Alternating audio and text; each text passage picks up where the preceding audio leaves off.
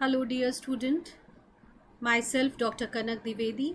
I welcome you back to my online classes from Department of Education, BBD University. As you all know that I'm taking your two papers, that is Philosophy and Understanding of Discipline. So today, the paper which I'll start is Understanding of Discipline, and in which I am going to cover the topic Kothari Commission, and this lecture would be bilingual, so both the student English medium and Hindi medium student could get benefit from this video lecture. As you all know that Kothari Commission is also known as Indian Education Commission and National Education Commission. Hindi में भारतीय शिक्षा आयोग और राष्ट्रीय शिक्षा आयोग दोनों Kothari commission को हम कहते हैं. पहली बार इतने बड़े लेवल पे स्वतंत्रता के बाद इस आयोग का गठन हुआ और शिक्षा की जितनी भी समस्याएं थी उसको हर एक स्टेज पे देखने की बात गवर्नमेंट ने की, जिसके तहत कोठारी कमीशन का गठन हुआ, जो कि 1964 में इसका गठन हुआ और इसकी रिपोर्ट जो प्रस्तुत की गई थी वो 1966 में की गई. अब हम स्लाइड मोड के थ्रू आपको और इस कोठारी कमीशन के हर एक पहलू को समझाने का प्रयास करेंगे. जैसा कि पहले स्लाइड में दिख रहा होगा कि इस कमीशन की जो स्थापना की गई थी वो सबसे पहले 1964 में की गई और फाइनली जो रिपोर्ट प्रस्तुत किया गया वो 1966 में किया गया. और इस कमीशन का जो नाम रखा गया वो डॉक्टर DS कोठारी के नाम पर रखा गया, क्योंकि इस कमीशन के जो चेयरमैन थे वो डॉक्टर DS कोठारी थे. तो the appointment of the education commission of 1964-66, popularly known as Kothari Commission, was a significant event in the history of education in free India. In 1964, Dr. DS Kothari was requested to give advice to the government on the action to be taken for the development of education at all the levels and submitted the report in 1966. The main recommendations given by this Kothari Commission were, as you see in the slide, that the opening sentence report, the destiny of India is being shaped in the classroom. इस commission, इस आयोग के द्वारा ये कहा गया कि भारत का जो भाग्य है उसका शेप जो है वो क्लासरूम में ही होता है. According to the commission, the most important and urgent reform needed in education was to transform it and related it to the life, needs and aspiration of people, and thereby make it a powerful instrument of social, economic and cultural transformation necessary for realization of national goal. इस recommendation के द्वारा जो मुख्य सुझाव दिए गए वो यही बताया गया कि शिक्षा के हर एक क्षेत्र पे सुधार की अत्यंत आवश्यकता है और शिक्षा को इस प्रकार हमें फिर से नियोजित करना होगा जिससे कि वो जनता के, लोगों के जो ज़रूरतें हैं उसके अकॉर्डिंग हम उसको पूरा कर सकें और शिक्षा जो है वो एक पावरफुल इंस्ट्रूमेंट के रूप में हम प्रयोग कर सकते हैं, जिससे कि हम देश के सामाजिक, आर्थिक और सांस्कृतिक हर एक पहलू पे उसका प्रयोग करके हम ज़रूरी ट्रांसफॉर्मेशन कर सकें और हम अपने देश के हर एक गोल को पूरा कर सकें, जिससे कि हमारा देश जो है वो विकासशील देश से विकसित देश में परिवर्तित हो सके. अब नेक्स्ट स्लाइड मोड में यहाँ पे आपको दिख रहा होगा AIIMS of education. Kothari commission ने क्या मुख्य उद्देश्य बताए शिक्षा के लिए. The commission clearly specified the 5 important aims of education in India. पहली जो उद्देश्य उन्होंने बताया था वो कहा एजुकेशन एंड प्रोडक्टिविटी, शिक्षा और उत्पादन पे ज़्यादा जोर दिया, जिसके तहत उन्होंने बताया कि science education as an integral part of the school course. अगर हम शिक्षा को इस प्रकार बनाएं, अगर हम उत्पादन से जोड़ते हैं तो सबसे ज़रूरी चीज़ है शिक्षा के लिए कि साइंस को स्कूल सब्जेक्ट में शामिल किया जाए और उसको इंटीग्रल पार्ट बनाया जाए। इसके साथ साथ वर्क एक्सपीरियंस को भी बहुत इम्पॉर्टेंट दर्जा दिया गया और एक इम्पॉर्टेंट एस्पेक्ट बताया गया जनरल एजुकेशन के साथ साथ। इसके अलावा थर्ड जो एम बताया गया वो था vocational education, specially at secondary school stage, to meet the need of industry, agriculture and commerce.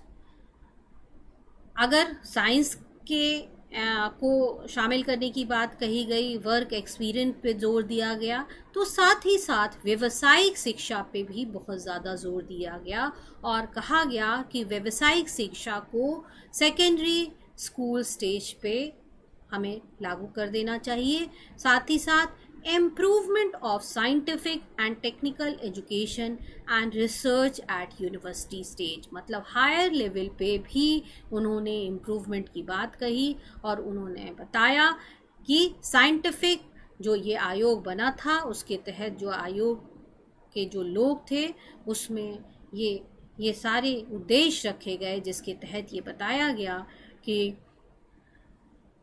Technical education and research को हायर लेवल पे रखा जाए। अब बात करते हैं सोशल एंड नेशनल इंटीग्रेशन की। जो सेकेंड मुख्य उद्देश्य बताया गया वो था social and national integration, mean सामाजिक और राष्ट्रीय एकता की बात इस कमीशन में, इस आयोग के द्वारा बताई गई, जिसके तहत ये कहा गया कि according to the commission common school system, social service, NSS, NCC, teaching languages, literature, philosophy and history of India would go long way in prompting national integration. इस आयोग ने राष्ट्रीय एकता और सामाजिकता पे भी बहुत ज़्यादा जोर दिया, जिसके तहत उन्होंने बताया कि कॉमन स्कूल सिस्टम चलाया जाना चाहिए, सोशल सर्विसेज जैसे एनएसएस, एनसीसी और टेक्निकल टीचिंग लैंग्वेजेस पे जोर देना चाहिए। साथ ही साथ लिटरेचर, फिलॉसफी और हिस्ट्री ऑफ इंडिया को भी लेके हम जब चलेंगे तभी हम राष्ट्रीय एकता को आगे बढ़ा सकते हैं। तीसरी मुख्य बात जो इस कमीशन ने बताई थी वो था शिक्षा का आधुनिकरण, education and modernization. Another important aim of education is modernization. Education should awaken curiosity, interest, attitude and sense of values and skills in the pupil. जो भी शिक्षार्थी है, जो भी लर्नर है, अगर उसको हम शिक्षा को इस रूप में हम दें छात्रों को जिससे कि उसका आधुनिकरण भी हो सके, मॉडर्नाइजेशन भी हो सके, तो मुख्य उद्देश्य शिक्षा का यही होना चाहिए मॉडर्नाइजेशन के रूप में या आधुनिकरण के रूप में, कि शिक्षा इस रूप में हो जिससे कि बच्चे के अंदर एक कौतूहल हो, बच्चे के अंदर एक रुचि हो उस सब्जेक्ट को पढ़ने के लिए, उसका जो एटीट्यूड हो उसकी के तहत उसके वैल्यूज़ और कौशल को हम जागृत कर सकें। तो ये था जो थर्ड एम ऑफ एजुकेशन जिसमें हम मॉडर्नाइजेशन की बात करते हैं शिक्षा की। अब जो फोर्थ एम ऑफ एजुकेशन है वो है डेवलपमेंट ऑफ डेमोक्रेसी। शिक्षा को हम इस प्रकार बनाएं कि वो लोकतांत्रिक रूप से हम हर एक छात्र का विकास कर सकें, लोकतांत्रिक मूल्यों का विकास कर सकें। तो शिक्षा का गठन इस प्रकार से हो कि हर एक बालक के अंदर लोकतांत्रिक मूल्यों का गठन हम कर पाएं, क्योंकि India is the largest democracy in the world the success of democracy depends upon the education of the masses. अगर हम इस चूँकि भारतवर्ष जो है वो दुनिया का सबसे बड़ा लोकतांत्रिक देश है, तो इस लोकतांत्रिक देश में जो शिक्षा है वो इसी प्रकार जब हम पूरे शिक्षा को सारे लोगों पे लागू करेंगे तभी हम इस लोकतांत्रिक मूल्यों का गठन कर पाएंगे। मीन्स अगर हम ज़्यादा से ज़्यादा लोगों को साक्षर करेंगे तभी हम इन लोकतांत्रिक मूल्यों का विकास लोगों के अंदर गठित कर पाएंगे। तो इस तरीके से इस आयोग के द्वारा डेवलपमेंट ऑफ डेमोक्रेसी की जो बात कही गई थी वो तभी हो पाएगी जब हम शिक्षा के द्वारा इन बातों को पूरा करेंगे। इसके साथ साथ पांचवी जो बहुत इम्पॉर्टेंट एस्पेक्ट या एम बताया गया वो था सोशल एंड स्पिरिचुअल वैल्यूज़, सामाजिक और आध्यात्मिक मूल्यों का विकास। ये एक बहुत इम्पॉर्टेंट ऑब्जेक्टिव कोठारी कमीशन का था, जिसके तहत उन्होंने बताया कि education system should emphasize the development of fundamental social, moral and spiritual values। हम केवल टेक्निकल एजुकेशन की बात नहीं करेंगे, केवल साइंटिफिक एजुकेशन की बात नहीं करेंगे, कमीशन ने कहा, बल्कि शिक्षा का को इस रूप में भी गठित करना होगा, उसके करिकुलम को इस रूप में भी बनाना होगा जिससे कि बालक का सर्वांगीण विकास हो सके और इस विकास के तहत बालक का सामाजिक, आध्यात्मिक और नैतिक सारी तरह के मूल्यों का विकास हो पाए। तो इस तरीके से हम लोगों ने देखा कि जो एम्स ऑफ एजुकेशन थे, जिसमें सबसे पहला एजुकेशन का एम जो दिया गया इस कमीशन के द्वारा वो था एजुकेशन एंड प्रोडक्टिविटी, शिक्षा को उत्पादकता से जोड़ा गया। दूसरा उन्होंने बताया social and national integration, means सामाजिक और राष्ट्रीय एकता की बात कही गई शिक्षा के द्वारा, कि शिक्षा के उद्देश्यों को इस प्रकार बनाया जाए कि छात्रों में राष्ट्रीय एकता और सामाजिकता का हम विकास कर सकें। इसके अलावा शिक्षा के आधुनिकीकरण की बात कही गई, डेवलपमेंट ऑफ डेमोक्रेसी की बात कही, लोकतांत्रिक मूल्यों के गठन की बात कही गई इस कमीशन के द्वारा। और पांचवा जो सबसे इम्पोर्टेंट उद्देश्य था या ऑब्जेक्टिव था वो था social, spiritual and moral values का डेवलपमेंट। मीन शिक्षा के ऑब्जेक्टिव्स को इस प्रकार बनाया जाए जिससे कि बालक का सर्वांगीण विकास हो सके। इसके बाद जो एजुकेशन स्ट्रक्चर दिया गया इस कमीशन के द्वारा, the commission recommended pre school education and pre school education means जब हम नॉर्मल जो हमारा शिक्षा की जो शुरुआत होती है उसके पहले उन्होंने प्री प्राइमरी एजुकेशन की बात कही, प्री स्कूल एजुकेशन की बात कही, जो कि 1 से 3 वर्ष तक हो सकता है, मतलब 1 वर्ष का भी हो सकता है और चाहे तो हम 3 से 6 मतलब 3 साल से स्टार्ट करके 6 साल तक भी बच्चे को प्री प्राइमरी एजुकेशन दे सकते हैं। उसके बाद उन्होंने 10 year period of general education बताया। It may be subdivided into lower primary and upper primary stages. The higher school stage will be of 3 to 2 years and higher secondary stage of 3 or more years were also recommended by the commission। मतलब जो education structure बताया गया, जो शिक्षा का संरचना बताई गई वो 10+2+3 की बात बताई गई, जिसमें 10 साल का जो पीरियड होगा वो जनरल एजुकेशन के लिए होगा, फिर 10+2+3 उसके बाद 2 साल का जो होगा वो हाई स्कूल होगा, और उसके अलावा the high school stage of 3 to 2 years and highest secondary stage of 3 or more years were also recommended by the commission। ये शिक्षा की संरचना इस कमीशन ने दी थी जो एजुकेशन स्ट्रक्चर था। इसके बाद स्टेटस ऑफ टीचर की भी बात इस कमीशन में बताई गई। उन्होंने कहा, इस कमीशन इस आयोग के लोगों ने जो सिफारिशें दी और उसके बाद जो इस रिपोर्ट प्रस्तुत की गई, इस रिपोर्ट में बताया गया कि टीचर का स्टेटस क्या होगा. Teacher have to play an important role in improving the standard of education. शिक्षा के स्टैंडर्ड को बनाए रखने के लिए या उसको सुधारने के लिए जो शिक्षक का जो रोल है वो बहुत इम्पॉर्टेंट होगा, क्योंकि उनको लगता था, इस रिपोर्ट के द्वारा ये कहा गया कि शिक्षक ही जो हैं वो सबसे मुख्य भूमिका निभाएंगे शिक्षा के सुधार में.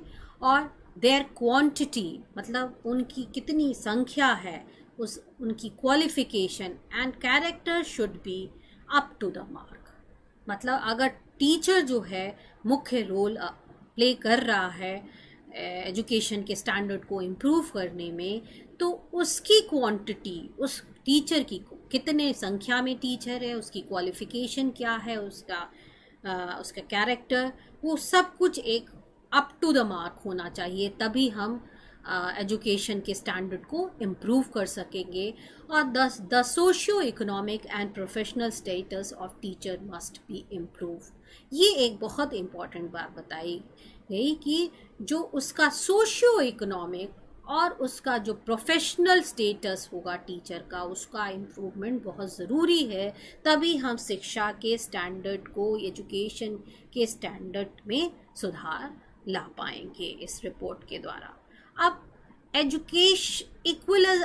इक्वलाइजेशन ऑफ एजुकेशनल अपॉर्चुनिटी, ये भी एक बहुत मुख्य बात बताया गया इस रिपोर्ट में. कोठारी कमीशन ने जो रिपोर्ट प्रस्तुत कही उसमें ये बहुत ही इम्पॉर्टेंट बात कही गई, इक्वलाइजेशन ऑफ एजुकेशनल अपॉर्चुनिटी. ये कमीशन ने इस बात पे बहुत ज़ोर दिया कि जो शिक्षा है उसकी अपॉर्चुनिटी जो है वो सबको बराबर मिलनी चाहिए. तो the commission stress the need for equalization of educational opportunity. मतलब ऐसा ना हो कि कुछ ही लोगों तक शिक्षा सीमित रह जाए. इस तरह की कुरीतियों को पूरी तरीके से नकारा गया इस कमीशन के द्वारा. और जो रिपोर्ट प्रस्तुत की गई उसमें शिक्षा को बराबरी से सभी को समाज में देने की बात कही गई. साथ ही साथ scholarship and books should be given to deserving students. Adult education is also to be improved.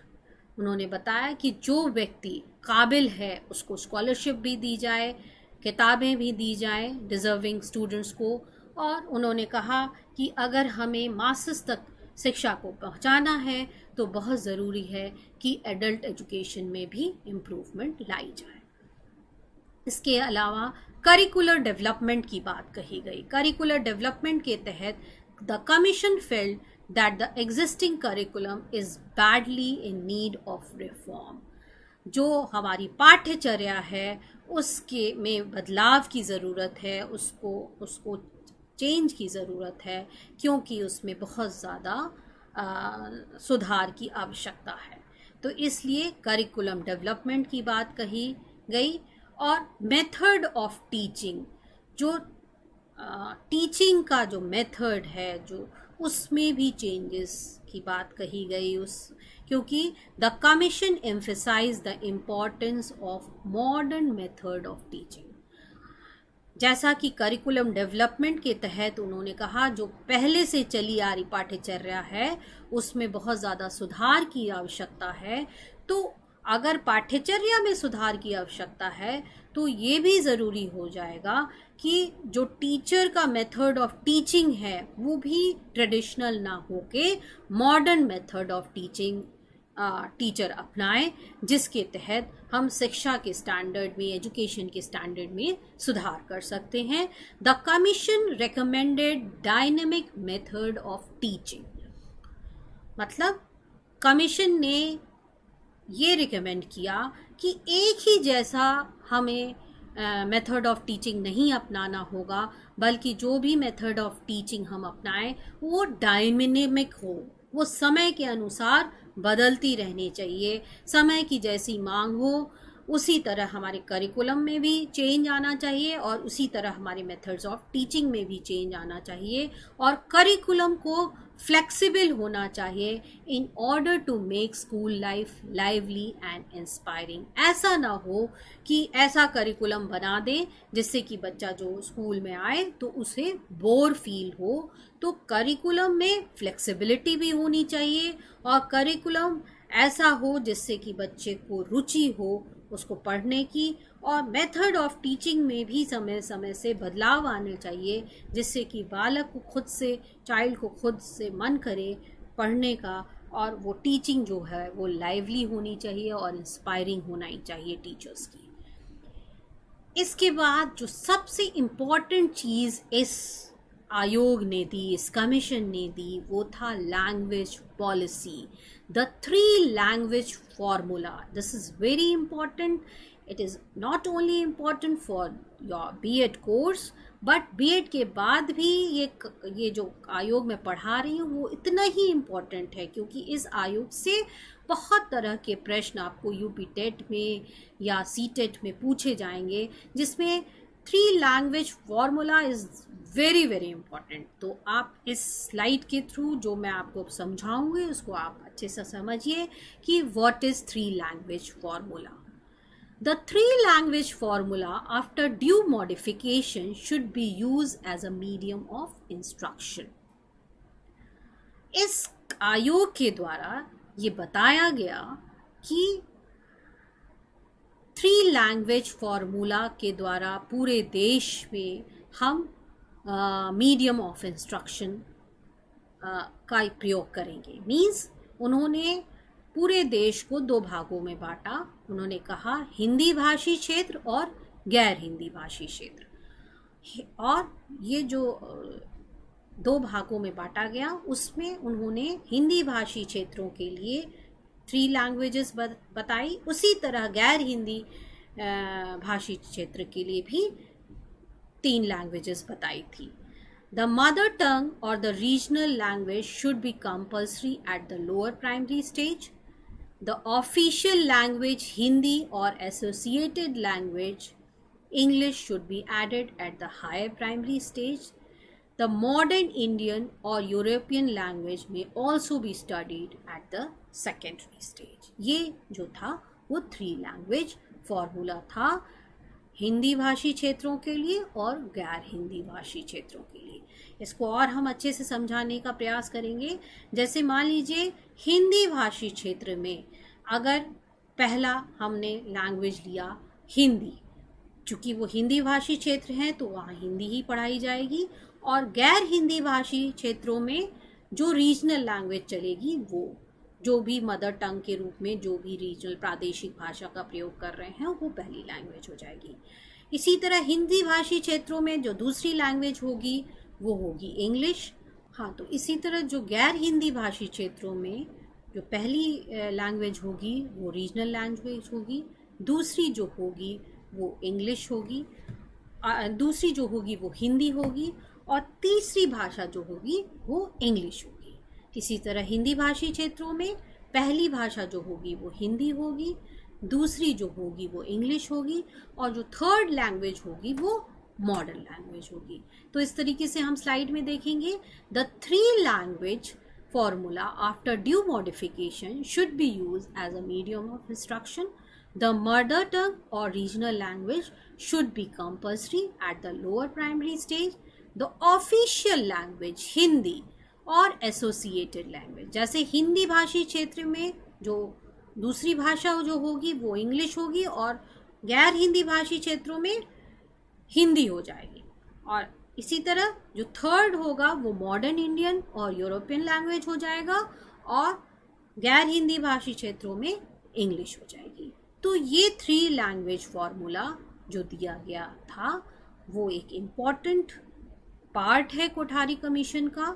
इसको आप बहुत अच्छे से पढ़िएगा। ये ना केवल बीएड के लिए इम्पॉर्टेंट है बल्कि और जो यूपी टेट या सी टेट के जो आपके एग्ज़ाम है उसके लिए भी इम्पॉर्टेंट है। इसके अलावा टेक्स्ट बुक की बात कही गई।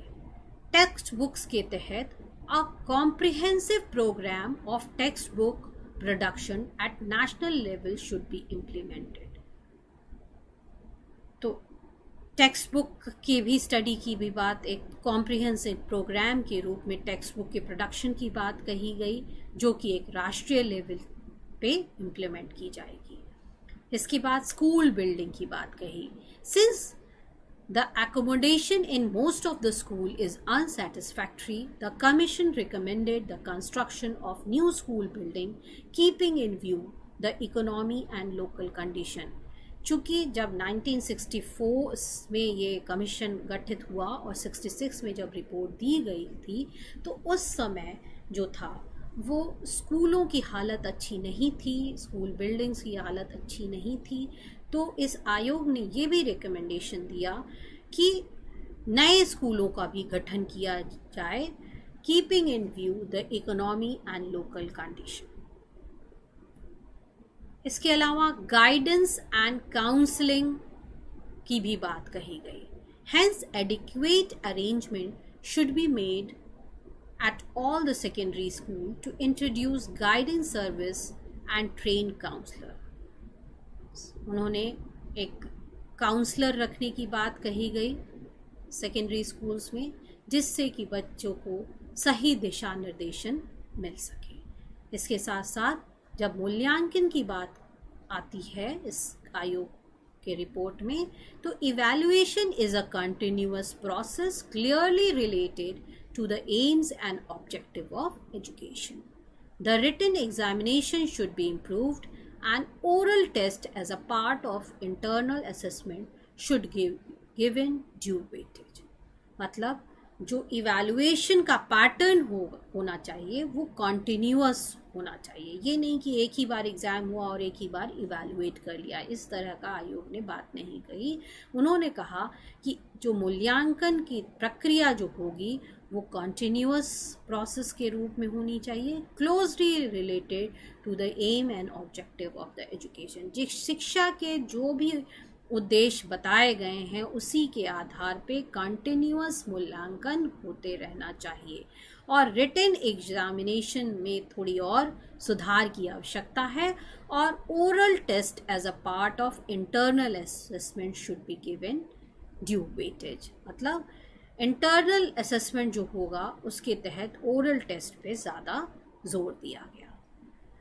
अदर इम्पॉर्टेंट जो रिकमेंडेशन बताए गए इस कमीशन में, उसके तहत the commission also stress the importance of science education, vocational and technical training, agriculture, research, adult education and literacy campaign.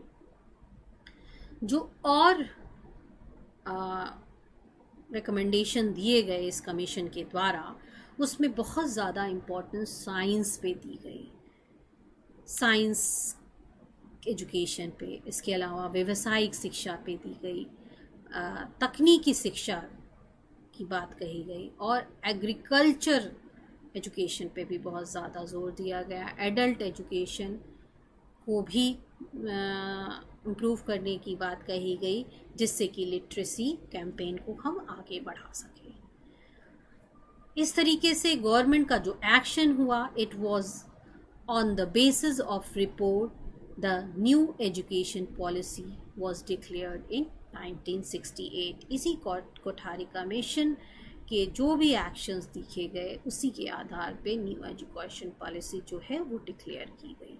तो इस तरीके से हम लोगों ने कोठारी कमीशन के सारे रिकमेंडेशंस को पढ़ा। अब हम लोग इसकी मेरिट्स की बात करेंगे, इसके क्या मेरिट्स हैं। The Kothari commission report was masterly piece of work on all aspects of Indian education. The commission presented a comprehensive study of educational problems in the context of national need and aspiration. Merit के रूप में, या हम अगर इसके जो मुख्य जो अच्छी बातें हैं उसके रूप में अगर हम देखेंगे, तो इस कमीशन जो ये कमीशन बनाया गया था उसने जो अपनी रिपोर्ट प्रस्तुत की वो एक मास्टरपीस के रूप में इंडियन एजुकेशन में रखी गई, जिसके तहत उसने पूरे शिक्षा के हर एक क्षेत्र में एजुकेशनल प्रॉब्लम्स को देखा और उनकी ज़रूरतों और उनकी समस्याओं को समझा और उसके बाद ये रिपोर्ट प्रस्तुत की गई। The commission made a realistic approach to link education to socio economic cultural and spiritual aspect of Indian life. इस कमीशन ने न केवल शिक्षा को जीवंत बनाने की बात कही बल्कि एक रियलिस्टिक अप्रोच भी दिया और एजुकेशन को लिंक किया socio economic culture and spiritual aspect के थ्रू भी। तो इस तरीके से ये सारी मेरिट्स हम लोगों ने देखी। The commission recommended reasonable and respectable scales of pay to all categories of teachers subject to periodical revision। Teachers के स्टेटस की भी बात इस कमीशन के द्वारा बताई गई और टीचर्स को एक प्रॉपर स्केल के थ्रू पेमेंट की बात कही गई। तो इस तरीके से ये सारे मेरिट्स हम लोगों को कोठारी कमीशन में हम लोगों ने देखे। अब कुछ डीमेरिट्स की भी बात करेंगे कि कुछ डीमेरिट्स भी थी। The position of head of school was left undecided by the commission. इस कमीशन के द्वारा स्कूल के हेड के पोजीशन की कोई बात प्रॉपरली नहीं बताई गई। The commission committed a mistake in place of Sanskrit or on a par with Arabic. जो 3 लैंग्वेज फार्मूला की बात कही गई थी उसमें कमीशन ने एक मिस्टेक की।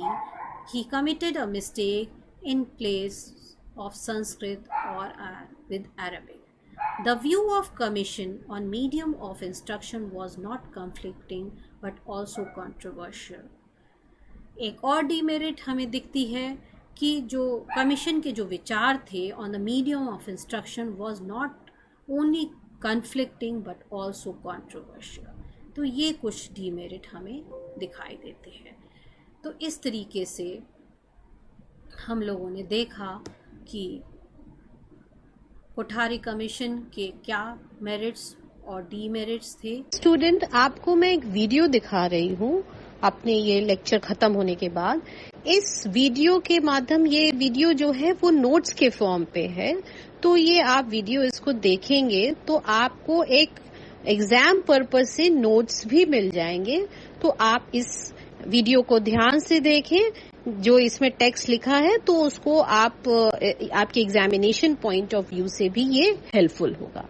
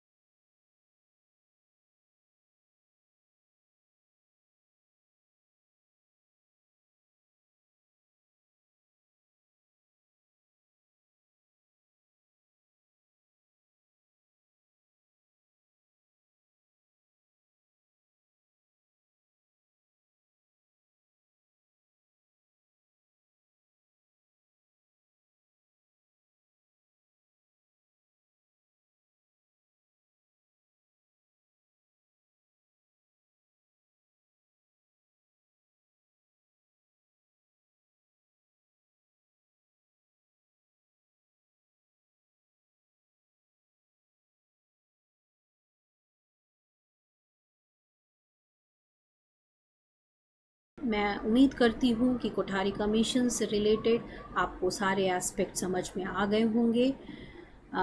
मैंने कोशिश की है कि कोठारी कमीशन के जो मुख्य रिकमेंडेशंस हैं, मेन रिकमेंडेशन, उनको सारे स्लाइड नोट के थ्रू मैंने कवर किया है और मैंने समझाने का प्रयास किया है, जो कि आपको मुझे लगता है कि अगर कोई दिक्कत होगी तो आगे हम लोग इस पर चर्चा कर लेंगे। Thank you so much, student.